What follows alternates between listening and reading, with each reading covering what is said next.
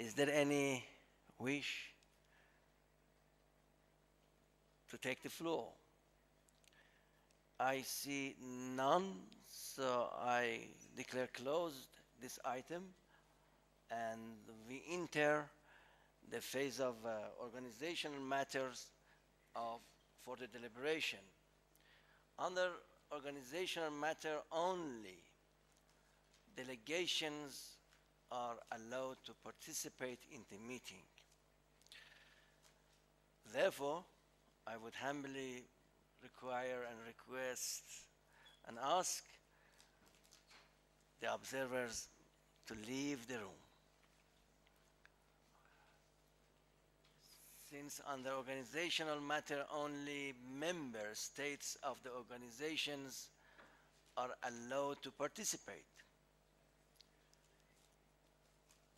Observers are not allowed to participate in the meeting under the agenda item organizational matters for deliberation.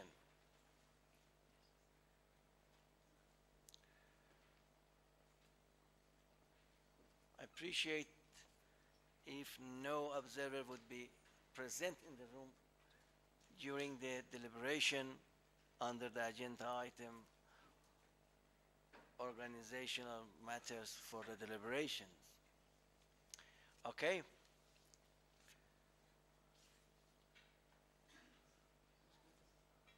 Would that be the case?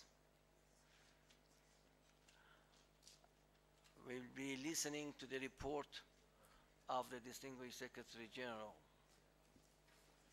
on the work of the organization and the financial matters of ALCO. Will be briefed certainly on the financial status of the organization.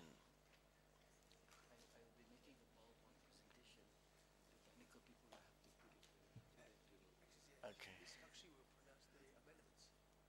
It's maybe the queens, right? Yeah, okay. Meanwhile, Let's see.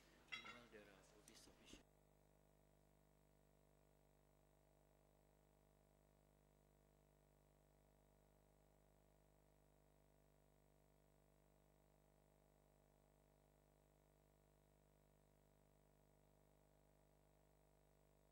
Secretariat would like to make an announcement.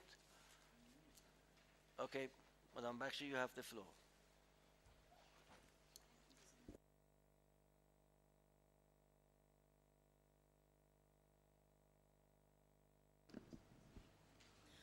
A very good morning to all the distinguished delegations. I have a few housekeeping announcements. The first one pertains to resolutions on substantive and organizational matters. As we had requested to you yesterday also, please, any delegations who have any amendments on any of the resolutions, kindly pass them on to the Secretariat as soon as possible.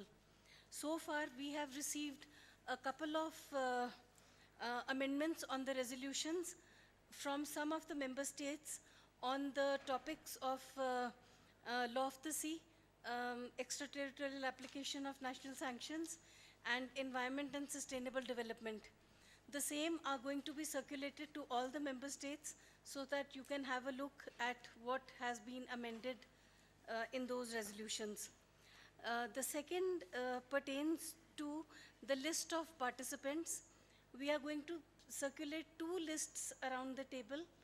Please, as and when each delegation goes through that list, I kindly request you to pass it on to the next delegation so that we have the corrected names with us in order to facilitate us to prepare the correct list for us.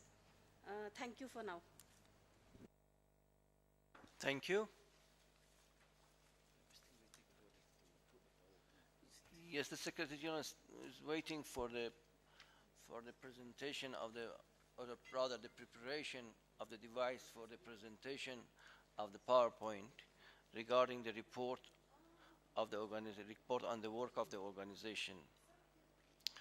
So I appreciate your indulgence for waiting a few minutes for this preparation. Thank you.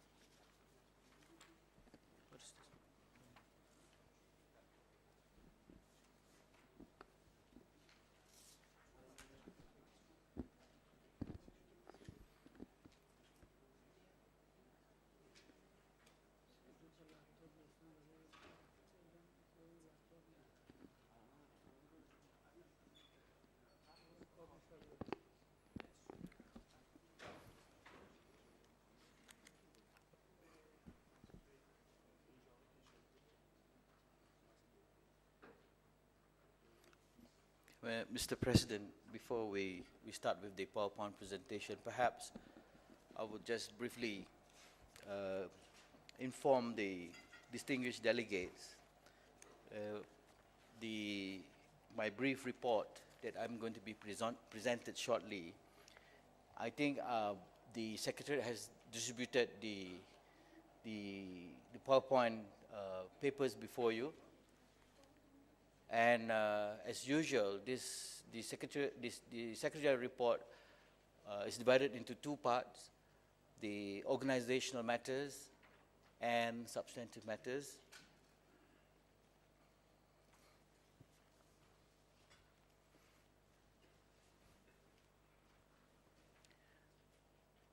And at the outset, I would like to join the leaders of delegation of the member states of ALCO in congratulating the President and the Vice President of the 53rd annual session on their election. And we at the Secretariat look forward to working with both of you and stand guided by your wisdom. I would also like to express my sincere gratitude to the outgoing President of the 52nd annual session, Her Excellency Dr. Nehru Chadha, the Legal Advisor, Government of India, and Joint Secretary, Legal and Treaties Division, Ministry of External Affairs, Government of India, for her guidance and support to the ALCO Secretariat in all its activities. I express also profound thanks to the Vice President of the 52nd annual session of ALCO, Ms. Hema Odha from South Africa, and thank her for discharging the duties as Vice President of the 52nd annual session of ALCO. I would also like to take this opportunity to express my gratitude to all members' government for their constant encouragement, support, and participation in all activities pertaining to the agenda of ALCO, and I reassure you that I will continue to fulfill my mandate to the best of my abilities and for further strengthening the organization. I am also grateful to the ambassadors, the high commissioners, and the liaison officers in New Delhi for their valuable input in dealing with the substantive and organizational matters, and for the kind support rendered to me, which has helped me in discharging my duties and function in a smooth and effective manner. A special thanks is also due to the member state for paying their annual contribution, and to those member states who have started partial payment of their areas. A robust financial situation would facilitate the Secretariat in fulfilling the mandates entrusted to it by the member state. I would also like to thank the international organizations and other academic institutions which have collaborated with ALCO in organizing several intersessional sessions. My special appreciation is due to the Deputy Secretary General and legal and administrative staff for their relentless and sincere effort in assisting me to accomplish the mandate entrusted by the member states. Mr. President, I have actually outlined 5 parts of my presentation. In the paper before you that have been distributed, I would like just to go on the a general outline of the mission, vision, and objective of our organization. Part 2 I will briefly discuss on the mandated activities of the organization. Part 3 will be on the step taken to revitalize ALCO, and part 4 is on future plan of the action, and finally the concluding remarks. Now, in relation to the mission, vision, and objective, I would like to take ALCO as like any other organization, that in any organization it has this feature called the mission, vision, and objective.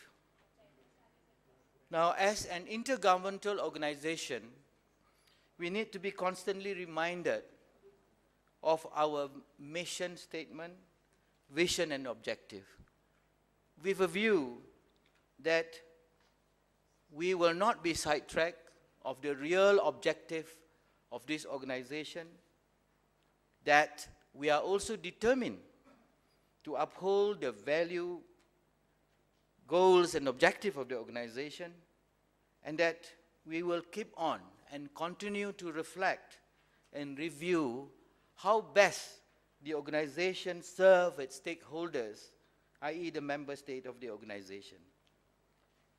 In fact, last year in the report of the Secretary General in New Delhi, I have mentioned and emphasized on the importance of shared vision and the reciprocity of commitment, i.e. between the organization and its members. That although the organization, particularly the Secretariat, is given the mandate to carry out by the organization or the member state, at the same time there is also a duties and responsibility of the members to fulfill. Because ALCO do not work in vacuum, because the success of the organization is reflected on how much commitment is attached by the obligation of its members too. Now, the other thing that is very important as Secretariat, I'm aware of this, is the expectation. Just now we heard from the eminent minister that there is this expectation of this organization to transform it from a consultative body to a real intergovernmental body on international law. Now, that is a reflection given by the minister, and as an organization, are we in consensus in this adventure, i.e. to transform this organization? Let me go there then. Excuse me.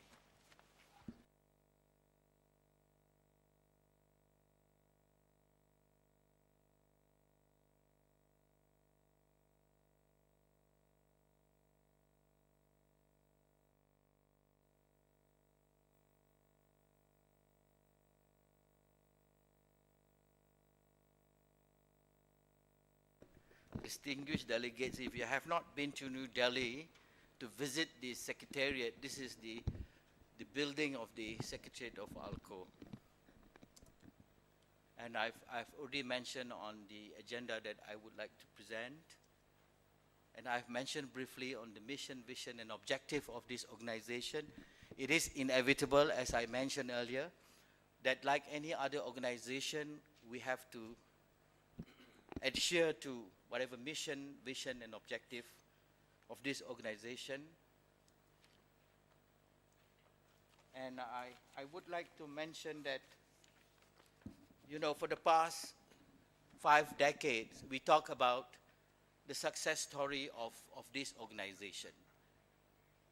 We have been constantly reminded by member states that ALCO has contributed enormously to the Afro-Asian community in relation to being a consultative body as an intergovernmental organization that specializes in international law. That is our dedication to the Afro-Asian community. Imagine if there is no ALCO that safeguards the interests of both continent, Asia and Africa, in relation to the view of this organization before the International Law Commission, before the Sixth Committee, and before other international organizations. So ALCO has done its part. ALCO has contributed enormously, as I mentioned earlier. Now, we also have this legitimate permanent observer of United Nations stationed in New York and in Vienna. They have performed their function. They also ensure that whatever activities that ALCO partake will be promoted in that part of United Nations, i.e. the New York and Vienna. We have currently 2 permanent observers, Dr. Roy Lee, who has done his job tirelessly in New York to promote, to give a good profiling of this organization in New York, and also Ms.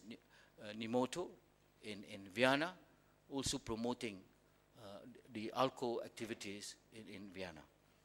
Now, at the same time, it is also important, and it is seldom mentioned, that ALCO is also a knowledge provider.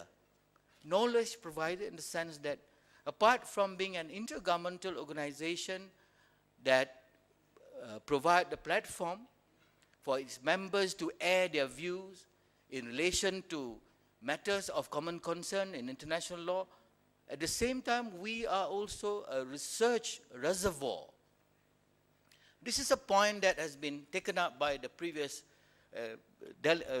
president, Dr. Nehru Chadha, that ALCO, the Secretariat, could not afford not to have enough staff.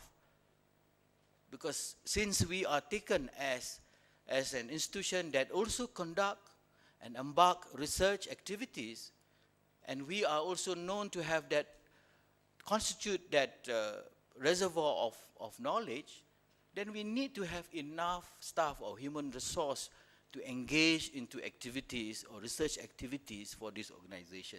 And this is seldom being mentioned, and I thought that it should be mentioned here.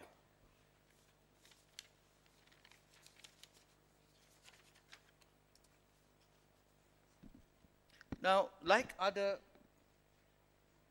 intergovernmental organizations that serve its objective for more than half a century, there is this dire need to reflect on its mission, vision, and objective, with a view to ensure that the organization is still relevant and significant to its members. Thus, we had a soul searching. Like human being, we have this soul searching, and the soul searching that was required, and we had that. And what we have done is that in 2009, in consensus, all member states believe that this organization requires or need to be revitalized in terms of its organizational structure, in terms of its substantive matters. I'm very happy that the new agenda item that is going to be followed up, proposed by China on cyberspace and international law, is very current. And this is what is required of this organization. Apart from the traditional subject, apart from the traditional agenda, there is a need to review, to look, to reflect on this new topic. And we hope we could continue having this revitalization of the organization. Now, having said all that as my preamble, I would like now to look at the mandated activities. These are the activities that has been undertook by the Secretariat since the 52nd annual session. Now, I would like to look at the activities as a profiling of ALCO and network. Now, as being recommended by EPG, the Eminent Person Group, that the Secretariat need to enhance its profile and to have an international standing. So we thought that several activities would at least give that enhancement in terms of image of this organization.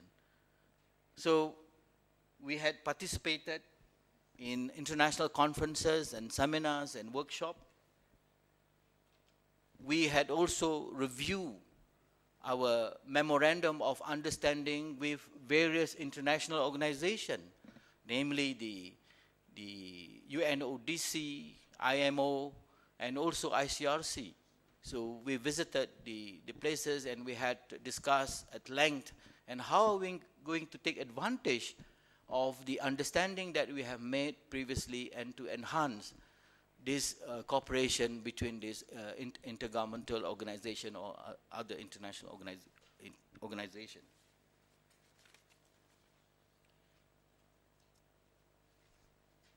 Now, in relation to ALCO expert workshop, seminar, and conference, we had organized, for example, legal advisors meeting, an ILC meeting.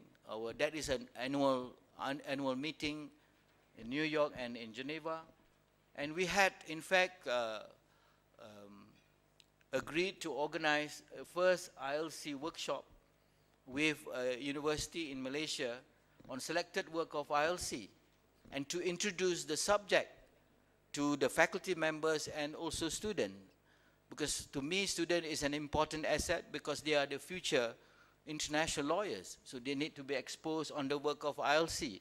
And not many of our member state universities, for example, that offer law is known about the work of ILC. So that has been taken up, and I hope that this will continue to give benefit to the organization and to the member state. And yesterday we had informal working group discussion on the subject of ILC, in particular customary international law, and we hope that there will be a follow-up of this informal working group. Now, we also had expert meeting on law of the sea, which was held in New Delhi, and this was actually a mandate put upon us by member state that we should continuously have this expert meeting or seminar or workshop on law of the sea. And when we had the discussion and we had the seminar in New Delhi, we discovered there are a lot of issues that has not been settled among in matters relating to law of the sea, and member states are not fully aware of for example, their entitlement provided under UNCLOS, for example. So these are issues that we discuss, and we further discuss this issue at length in other venues in China, for example, and we thought that we need to establish a kind of informal grouping of scholars in Asia and Africa to look into these matters. And for that matter also, I have employed a very experienced expert on law of the sea, Mr. Rajan, to give us some direction, and he will be presenting a paper under the subject of law of the sea in the near future. Now, we also note that the importance of international humanitarian law, that this is not just about traditional international humanitarian law, there are also fragmentation of international humanitarian law, which involve refugee law, internally displaced persons, so on and so forth, and we had a very good discussion and a seminar on this subject. Now, we plan to have a seminar on investment law, this is something that we have neglected for a long time. I remember that the Secretariat had this meeting in New Delhi many years ago, and we thought we want to reactivate this subject on relation to investment law. We know that there is a lot of the challenges in committing countries committing into investment, the host country and receiving country, so on and so forth. Now, as I mentioned earlier, that we are activating based on the recommendation made by EPG, this particular informal working group on customary international law.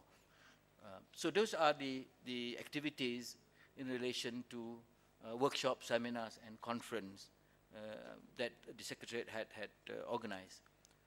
Now, the other important aspect of the Secretariat is research and publication. As launched earlier, we unfortunately, because of the shortage of human resource, that we are not able to publish more books or more publications this year. Now, in view of that, I have taken the initiative to invite scholars particularly from universities, to assist us in coming up with reports or sort of an input on subject of ALCOs and also ILC. So on this, therefore, we had this ongoing research project on selected topic of ILC matters, and also ongoing research project on ALCO's work program. Now, I appreciate the problems that is faced by some member states who do not have experts or specialists, especially in looking at subject related to International Law Commission or even the Sixth Committee. Now, if you look at the website of ILC or even the Sixth Committee, from time to time they require that member state to come up with some form of feedback. They want to know, for example, what is their view, their perspective on protection of person during disaster, or immunity of state official from criminal jurisdiction, because they have put that in their website. Now, the point is this, that many of the countries are not able to provide this input because they simply do not have the human resource on the subject matter. And for that reason, therefore, ALCO, the Secretariat, could provide this important feedback, this important knowledge or information to member state. Of course, at the end of the day, it depends on the state whether to use the material or not as provided by the... Nevertheless, it is ALCO duty or the Secretary duty to provide the necessary information, the necessary legal matters to the member state. So this is in relation to research and publication.